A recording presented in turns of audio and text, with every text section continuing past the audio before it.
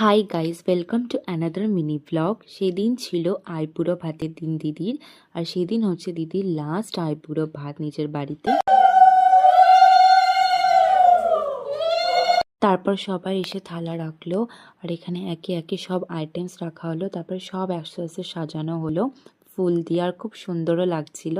তারপর একে একে সবাই এসে আশীর্বাদ করলেন। এটা হচ্ছে দিদির মা, মানে আমার পিসি। তারপর দিদির বাবা এসে আশীর্বাদ করলেন। তোমরা সবাই ওকে খুব আশীর্বাদ করো, জানো ও খুব সুন্দর ভালোভাবে সুখীভাবে সংসার করতে পারে।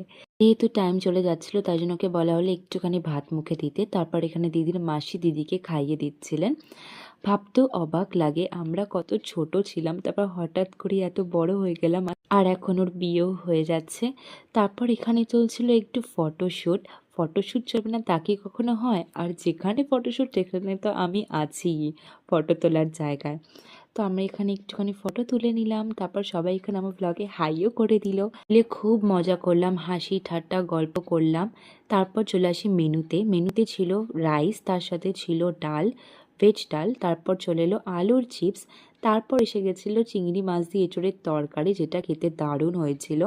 তারপর ছিল মাছ, আর আমি নিয়েছিলাম পেটি পিস।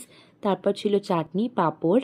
তারপর যেটা না হলেই নয়, শীতকালে নলেন গুড়ের রসগোল্লা। টাটা।